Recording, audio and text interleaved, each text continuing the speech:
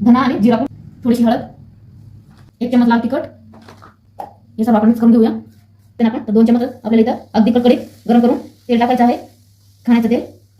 आपल्याला आता छान असं मिक्स करून घ्यायचं आहे. पिठामध्ये छान असं सर्व पीठ करून घेतलेलं आहे कोमट, आणि आपल्याला पीठ मळून घ्यायचं आहे जेणेकरून आपल्याला पाण्याचा पण अंदाज येईल. छान असं पीठ आपल्याला मळून घ्यायचं आहे. अगदी पीठ पाणी थोडं थोडं करायचं आपल्याला. पाहू शकता तुम्ही, आपल्याला या प्रकारे पीठ मळायचं आहे. या प्रकारे आपल्याला पीठ मळून घ्यायचं आहे. तर घेऊया. पाहू शकता, चकलीसाठी आपल्याला आपण हे चकलीचे हे घेतलेले आहे या प्रकारे, जेणे काय होईल आपलं पीठ जास्त चिकटणार नाही. 3 प्लेट घेतलेले आहे. बघू शकता, ऑइल लावून घ्यायचं आहे जेणेकरून आपण चकली टाकून ते चिकटणार नाही. आपल्याला पीठ चांगलं मळून या प्रकारे काढून घ्यायचं, लावून घ्यायचे दोन, आणि आपल्याला ते सुऱ्यामध्ये भरायचं आहे. पिठाचं अगदी दाबून भरायचं आहे, जेवढं बसेल तेवढंच घ्यायचं.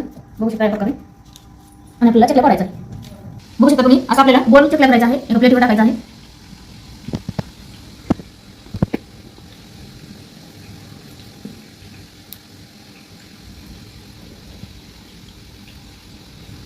किती सुंदर अशी चकली आली बघू शकता तुम्ही. आपले या प्रकारे आपण घ्यायचं आहे. बघू शकता,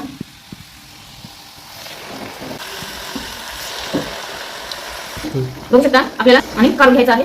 बघू शकता तुम्ही, किती छान असं सुरेख रंग आलेला आहे चकल्यांना. आपल्या चकल्या काढायची अजिबात काही करायचं नाही. खूप छान असं सुरेख रंग येईपर्यंत तळून घ्यायचे, नाही तर आतून कच्ची राहते चकल्या. इथं आपण साईडला काढून घेऊया. बघू शकता आपण सर्व चकल्या या प्रकारे तळून घ्यायच्या आपल्याला. चकल्या झालेल्या, आणि चकल्याला बघू शकता तुम्ही, काटे कसले डेंजर भरले आले आपले. एकदम मस्त काट्याच्या चकल्या किती सुंदर तयार झालेल्या. पाहू शकता, बघू शकता किती कुरकुर आवाज येते. अगदी सोपी पद्धतीने हे पहा, मस्त अशा चकल्या तयार झालेल्या. 1 नंबर.